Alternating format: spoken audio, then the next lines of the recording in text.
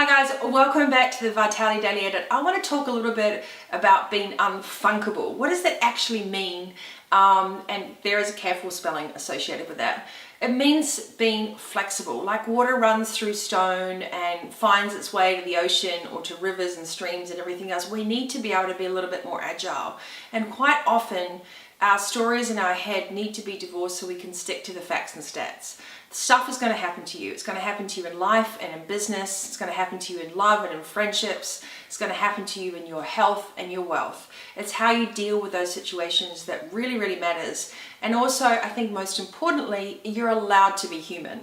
If you were to listen to my Express interview with Darcy Higgins before, it's all about just not being so hard on yourself. So being unfunkable doesn't mean that you have to be a rock. It doesn't mean that you don't have to show your emotion. What it means is that you're allowed to recognize when you hit a roadblock and to make a conscious decision that recognizing that trigger that might have had, that feeling you might have had with that, whether it's a reaction to someone else or something else, just to pause.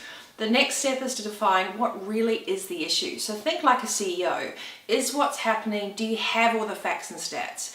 Is this just something in your head or is it a real situation? When we divorce the story and stick to facts and stats, it makes it so much easier to actually make conscious decisions with a better outcome. Our ego is not our amigo. So if you're constantly listening to your head and you're not diving into your intuition, you're going to make some pretty stressful decisions and probably some mistakes along the way. So take time to think like a CEO. What are the facts and stats? What's the bigger picture? Have I stepped back and observed this from above? Secondly, plan like a visionary. Is this moment in time really, really going to affect everything else that you're working on? Or is it a small bump in the road?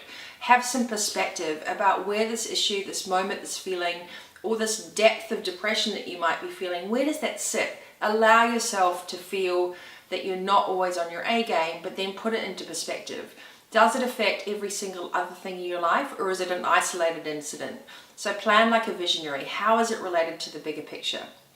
And the last thing and the most important thing is to act like a Buddha. You don't have to know everything, but you do need to be able to ask questions, to reach out for support and be calm in your reaction. Running around and creating stressful things, blaming people, or trying to sort of shoot from the hip with all sorts of decisions isn't a calm way to deal with things. Really center yourself, breathe, even if it's for a nanosecond. It makes a big difference to come back into your body and listen to your gut instinct rather than all the stories that are in your head. Quieten your mind, even if it's a financial decision or you're sitting in a board meeting, you're about to represent or repitch for an idea, still yourself a little more and think a little bit like an athlete. What's really important is that you're in tune mentally, physically, and emotionally with everything. And if you don't allow yourself time to do that, you're probably going to end up making mistakes and cause yourself further stress and disgruntlement. Lastly, if you've been dealing with depression or you're really struggling at the moment, please ask for help. Maybe your best friend or your family doesn't know exactly what to do to help you out, but just talking about it and making people aware of where you sit is so vital to open up the conversation. There are large organizations and there are also small ones. People that you can call out to, dial a friend if you need to, or I have what's called the SOS system. So my clients can SMS me when they're really hitting a rough patch, and I try and get back to them as soon as possible. Most importantly, you're not vulnerable and you're not lacking integrity when you don't feel great. That's just called being human. So whether it's in a leadership position at work or at life, you're allowed to have doubts. It's how you deal with those doubts that really, really makes the difference. So not everyone has to be the rock. So even if you're a leader at home or you're a CEO or you're a founder of the business, you're allowed to be real, authentic, and genuine. Don't air your dirty laundry, but definitely ask for help, have a discussion, and make people aware that you're making some big decisions. If you're not feeling on fire as well and you've lost your mojo, take a pause and remember, think like a CEO. What are the facts and stats? Plan like a visionary. Does this affect the bigger picture? And act like a Buddha. Where can I get help? Do I need to actually just come back in and have a few moments to myself? And is there a bigger issue at the bottom of this?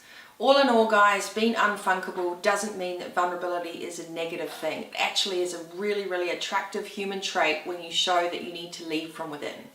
So my advice is to not be afraid, but be curious. to disregard the fear and the darkness and think about what can carry you through to the next stage. As always, you can go onto thevitalitycoach.com.au, my website for blog, tips, podcast, and the show. That's all free and all there to help you. You can leave a comment at the bottom of these show notes, or you can leave me a message on Facebook or Instagram at Fogden-Moore. First and foremost, it's up to you to design the life that you love. There's always going to be bumps in the road, but trust yourself. #you got this. Until next time, guys, you stay healthy, wealthy, and wise.